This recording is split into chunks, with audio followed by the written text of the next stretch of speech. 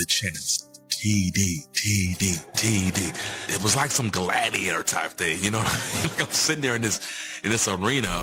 We were in Tokyo, and he ran down on the kickoff team and just laid the returner out. The whole sidelines went crazy. I know I was so happy for him. And from that point on, he started getting in more and more on the offensive side of the ball. And that basically started the career of Terrell Davis as a Denver Bronco. The man was an absolute force. 3 yards, 4 yards, boom, every single time. John Elway always said TD made that offense unstoppable. Shannon Sharpe called him the heartbeat of those back-to-back Super Bowl teams. Mike Shanahan built the whole system around his vision, his cuts, his instincts. 2 championships, 1 MVP, and he did it all in just 4 healthy seasons. Terrell Davis wasn't just great, he was generational. TD is the complete package. He can run the ball. TD was a great receiver, had great hands, great blocker. The best way to describe Terrell Davis is he's the ultimate team player in the ultimate team game. Well, the one thing about running backs, you really don't know about a running back until they play in games.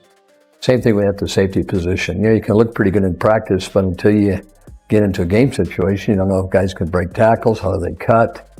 And he didn't get his opportunity until, last preseason game, and he took advantage of it. Well, I mean, that was special teams. I mean, that just showed you that, hey, he's an athlete. This guy's not afraid to compete.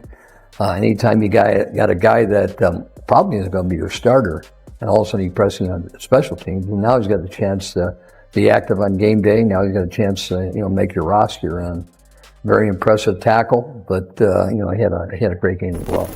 After every run, starting in the third quarter, we were shouting to the sideline, how many yards does he need? I had no idea how hurt TD was. And frankly, I didn't care. He needed to get 2,000 yards. That's what needed to happen. It was palpable. You could taste it. You could feel it right around the corner. He had great vision. He had great balance. He did everything really, really well. You see now they get a guy that he runs the ball on first and second down, and then they bring in the guy that can catch the ball a little better on third down. TD was an every down back. It's the game in Japan against the San Francisco 49ers where he goes down and he makes that big play on special teams, makes the big hit on special teams. And then we were on the sideline going, hey, give the Rook a chance. And that's where the nickname the Rook was born, I think, is like, give the Rook a chance. Let him run the ball. We're all talking to Bobby Turner or whoever. Let him run. Like, give him hey, man, it was a great play. Like, give him a bone.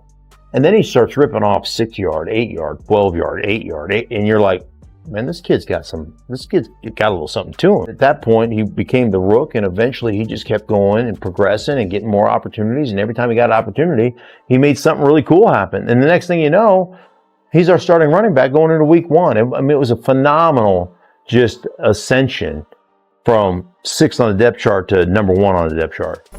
And that's the thing about TD. Every time you thought he was done, he found another gear.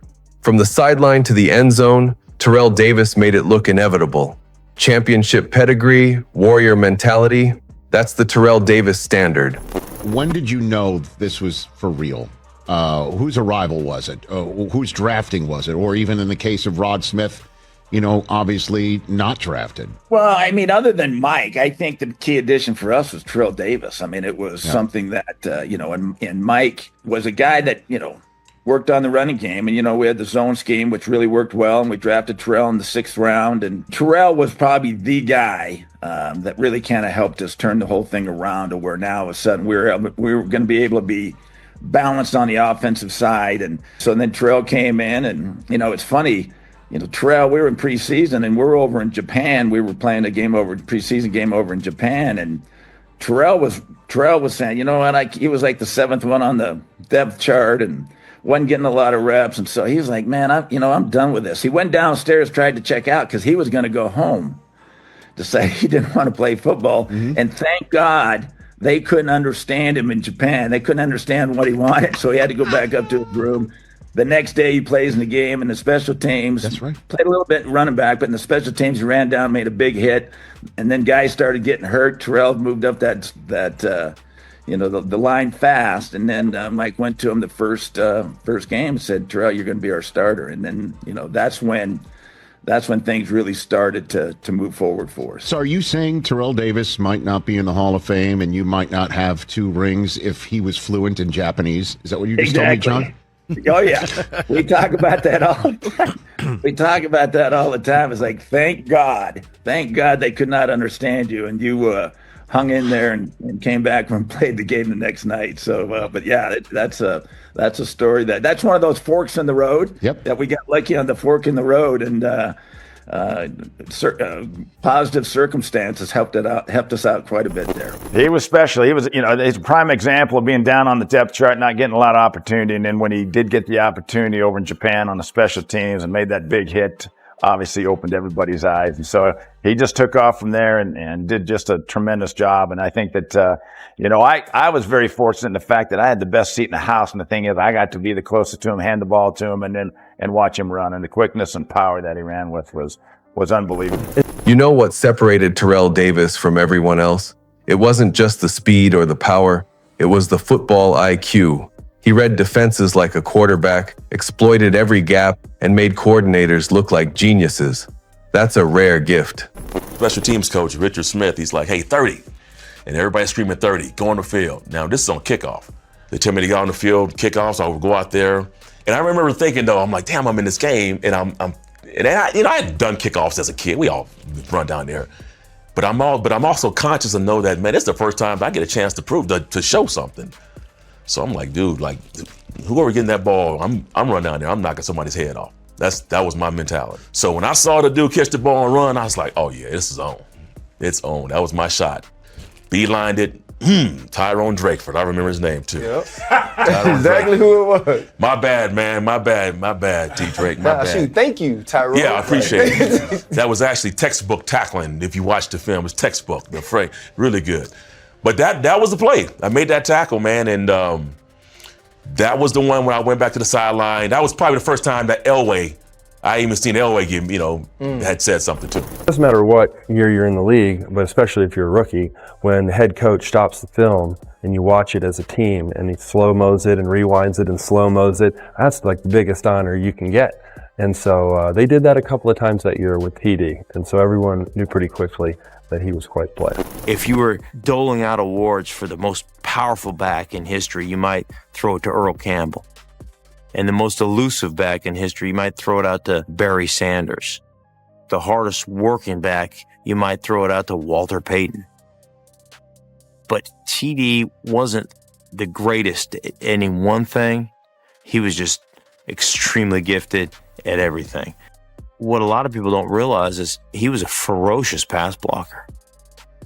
I mean, blitzing linebackers didn't stand a chance against TD. He'd cut them in half. He'd smash them in the mouth. If you look at the clip, I was right beside him. I was trying to make the tackle. We were both running down on kickoff in the American Bowl in 1995. And I slipped my guy, and I got my eye on the guy with the ball. And he's running to my left, and I'm about to make this tackle. And all of a sudden, a blur, and TD hit this guy. And you'll see I was the first one to congratulate him. And he never came back to special teams. He was done. People forget how dominant he was in the playoffs. TD didn't just show up in big moments. He owned them. 3 consecutive 100-yard playoff games. When the stakes were highest, Terrell Davis was at his absolute best. I thought that was the great place to be at the right time. Mike Shanahan just became the head coach of the Broncos, and he was the offensive coordinator with the San Francisco 49ers. What I had seen Mike do for Roger Craig, I felt that he could definitely do for TD. I think what TD did those first 4 years in the NFL, other than Jim Brown, there's no comparable. He never came off the field. He was a 3-down back. So I'm recruiting TD, bring him to New York. We go to a diner around 10 o'clock at night, and we just had a unique chemistry. I was like, I think you got greatness written all over you. I think one day you're going to be inducted in the Hall of Fame, and I would love to do your presentation speech.